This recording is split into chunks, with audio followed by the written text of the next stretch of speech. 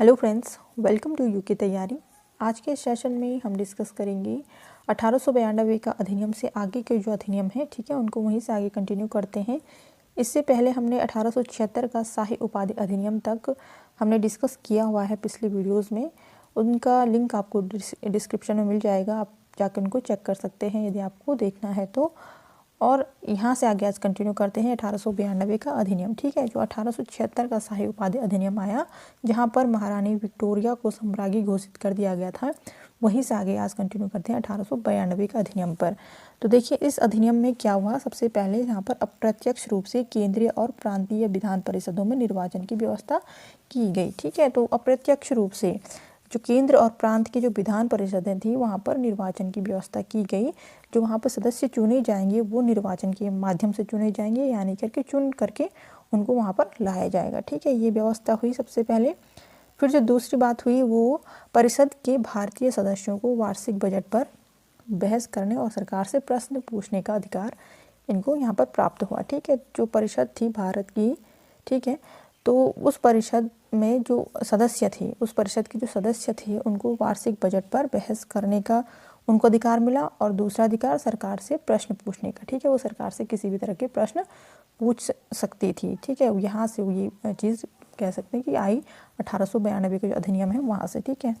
फिर जो next point आया वो यही कि केंद्रीय विधान परिषद में न्यूनतम 10 तथा अधिकतम सदस्य 16 निर्धारित की गई, ठीक है। तो जो केंद्र की जो विधान परिषद थी तो वहाँ पर सदस्यों की संख्या भी निर्धारित की गई कि कम से कम 10 सदस्य होंगे और अधिक से अधिक 16 सदस्य विधान परिषद के अंदर होंगे, ठीक है।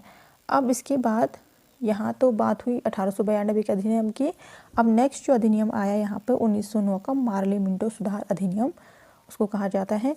तो इस अधिनियम के अंतर्गत क्या क्या चीज़ें हुई। तो सबसे पहले केंद्रीय विधानसभा में अतिरिक्त सदस्यों की संख्या बढ़ा करके 16 से बढ़ा करके 60 कर दी गई, ठीक है। अब यहाँ पर अधिकतम संख्या जो 16 थी वो अब 60 कर दी गई, जो 1909 का मार्ले मिंटो सुधार आया यहाँ से, ठीक है।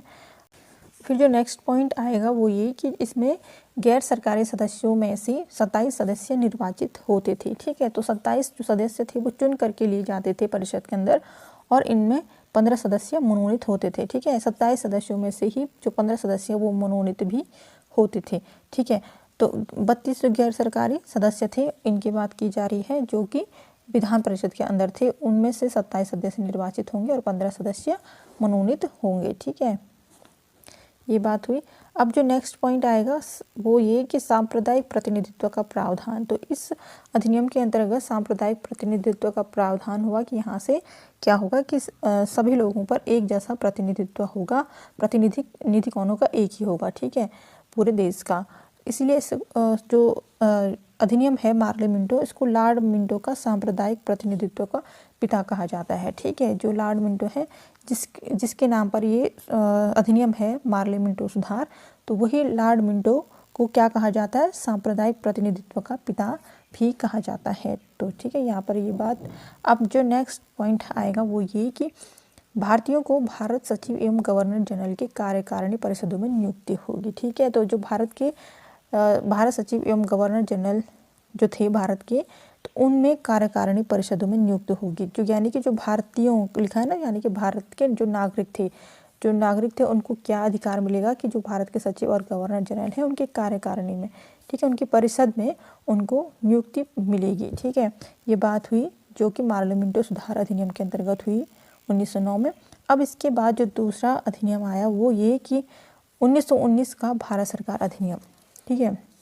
अब इस अधिनियम में क्या क्या चेंजेस हुए। यहाँ पर द्विज शासन प्रणाली की स्थापना हुई, ठीक है। फिर से क्या हुई, यहाँ पे द्विज शासन की स्थापना हुई जिसके जनक लियोनस कार्टेज थे उस समय, ठीक है। फिर यहाँ पे नेक्स्ट पॉइंट होगा केंद्र में द्विसदनात्मक विधायिका की व्यवस्था, ठीक है। तो केंद्र में जो शासन करी थी सरकार, तो वहाँ पर द्विसदनात्मक विधायिका की व्यवस्था की गई। पहली को कहा गया राज्य परिषद और दूसरी को कहा गया केंद्रीय विधान सभा, ठीक है। तो पहली जो राज्य परिषद जो बनी, जो एक सदन राज्य परिषद बना, वो उसमें 60 सदस्य हुए टोटल, और केंद्रीय विधानसभा में 134 सदस्य, ठीक है। कितने, 134 सदस्य यहाँ पे नियुक्त किए गए। ये बात हुई। फिर जो नेक्स्ट पॉइंट हुआ यहाँ पे वो सर्वप्रथम प्रत्यक्ष रूप से विधायिका के सदस्यों के चुनाव का प्रावधान किया गया। ठीक है, जो विधायिका के अंदर जो सदस्य थे उनका चुनाव के आधार पर उनकी नियुक्ति की गई, जो कि प्रांतीय विधान परिषदों के संदर्भ में था। ठीक है, जो कहाँ किसके संदर्भ में था? प्रांतीय यानी कि राज्य के जो विधान परिषद थे उनके संदर्भ में जो विधायिका के सदस्य थे वो चुनाव के आधार पर लिए जाएंगे। फिर जो नेक्स्ट पॉइंट आया, 8 प्रांतों में विधान परिषद का गठन हुआ। ठीक है, तो जो 1919 का भारत सरकार अधिनियम जो आया था, तो उस अधिनियम के अंतर्गत जो 8 प्रांत थे, ठीक है, उनके अंदर विधान परिषद का गठन भी किया गया। ठीक है, फिर अब नेक्स्ट पॉइंट देखेंगे कि इस अधिनियम को मॉन्टेग्यू चेम्सफोर्ड सुधार कहा जाता है। तो 1919 का जो भारत सरकार अधिनियम है उसको मॉन्टेग्यू चेम्सफोर्ड सुधार अधिनियम भी कहा जाता है। फिर आएगा इसमें मॉन्टेग्यू चेम्सफोर्ड सुधार द्वारा भारत में पहली बार महिलाओं को वोट देने का अधिकार भी मिला। ठीक है, तो ये जो अधिनियम आया 1919 का भारत सरकार अधिनियम, इसको मॉन्टेग्यू चेम्सफोर्ड अधिनियम भी कहा गया। तो इस अधिनियम के तहत जो भारत की महिलाएं थीं उनको पहली बार वोट देने का अधिकार मिला, उनको भी ये अधिकार दिया गया कि वह सदस्यों को चुने। ठीक है, और फिर इसमें नेक्स्ट जो बात हुई वो ये कि लोक सेवा आयोग का गठन हुआ। ठीक है, तो 1919 का जो भारत सरकार अधिनियम था उसमें लोक सेवा आयोग का गठन किया गया सर्वप्रथम, और इस लोक सेवा आयोग के द्वारा 1926 ईस्वी में सिविल सेवकों की भर्ती के लिए केंद्रीय लोक सेवा आयोग का गठन किया गया। ठीक है, अब केंद्र में भी 1926 में केंद्रीय लोक सेवा आयोग का गठन यहाँ पर किया गया 1919 का भारत सरकार अधिनियम के तहत। ठीक है, ये कई बार पूछा जाता है क्वेश्चन, तो ये याद रखना है। अब 1927 की बात करें तो यहाँ पर साइमन आयोग भारत में आया था। ठीक है, तो 1927 में क्या हुआ, जो साइमन आयोग था वो भारत में आया। इसको आगे हम डिटेल में पढ़ेंगे, अभी के लिए हम आगे देखते हैं 1935 का भारत सरकार अधिनियम। इसके बाद जो अधिनियम आया वो कौन सा था? 1935 का भारत सरकार अधिनियम। तो इस अधिनियम के अंतर्गत भारत में फेडरल यानी कि संघीय न्यायालय की स्थापना की गई। ठीक है, जो कि कहाँ? दिल्ली में की गई। ठीक है, भारत में किसकी स्थापना? संघीय न्यायालय की स्थापना कब हुई? 1935 का जो भारत सरकार अधिनियम बना था उसके तहत। ठीक है, और जो एक नेक्स्ट पॉइंट आएगा वो ये कि 321 अनुच्छेद बनाए गए। 321 अनुच्छेद बनाए गए 1935 का जो भारत सरकार अधिनियम आया उसमें 321 अनुच्छेद भी बनाए गए और 10 अनुसूचियाँ बनाई गई। ठीक है, ये बात हुई। फिर नेक्स्ट पॉइंट आएगा भारत में संघात्मक सरकार की स्थापना। तो इस अधिनियम के तहत जो 1935 का अधिनियम बना वो उसमें भारत में संघात्मक सरकार की स्थापना भी की गई और केंद्र और प्रांतों में शक्तियों का विभाजन किया गया। ठीक है, केंद्र की अलग शक्तियाँ और प्रांतों की अलग शक्तियाँ। तो इनमें जो शक्तियाँ थी यानी कि जो इनके अधिकार थे वो यहाँ पर अलग अलग कर दिए गए। फिर जो नेक्स्ट पॉइंट आएगा, इस अधिनियम को भारत के मिनी संविधान का दर्जा दिया गया। ठीक है, जो 1935 का भारत सरकार अधिनियम था तो उसको मिनी संविधान कहा गया। ठीक है, ये कई बार पूछा भी जाता है क्वेश्चन कि मिनी संविधान किसको कहते हैं, किस अधिनियम को। तो 1935 का जो भारत सरकार अधिनियम था उसको मिनी संविधान का दर्जा दिया गया। फिर अब नेक्स्ट जो पॉइंट है ये है कि प्रांतों में द्वैध शासन व्यवस्था का अंत कर दिया गया। ठीक है, प्रांतों में तो द्वैध शासन का अंत कर दिया गया और प्रांतों को स्वतंत्र और स्वशासित संवैधानिक आधार पर प्रदान कर दिया गया। ठीक है, जो प्रांत थे उनको स्वतंत्र कर दिया गया, वो स्वशासित, उन पर संवैधानिक अधिकार वो मतलब उनको दे दिए गए। ठीक है, क्या वो स्वतंत्र हैं, वो अपने जो कार्य हैं वो खुद कर सकते हैं, इस तरह से उनको ये एक अधिकार प्रदान किया गया।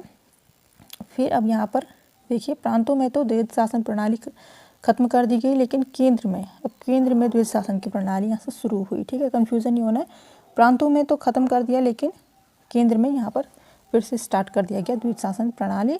फिर जो नेक्स्ट इसमें कार्य किया गया अधिनियम के तहत वो ये कि केंद्र और इकाइयों के बीच 3 सूचियाँ बनाई गई। ठीक है, कौन कौन सी? पहली बनाई गई संघीय सूची जिसमें कि 59 विषय थे, फिर राज्य सूची जिसमें 54 विषय थी, फिर समवर्ती सूची जिसमें 36 विषय थे। ठीक है, तो इस तरह से केंद्र और इकाइयों के बीच में 3 सूचियों का निर्माण भी जो 1935 का जो अधिनियम था उसके तहत किया गया था। ठीक है, तो फ्रेंड्स ये कुछ इंपॉर्टेंट अधिनियम थे। वीडियो पसंद आया हो तो प्लीज़ लाइक ज़रूर कीजिएगा, शेयर सब्सक्राइब जरूर कर दीजिएगा। नई नोटिफिकेशन पाने के लिए बेल आइकन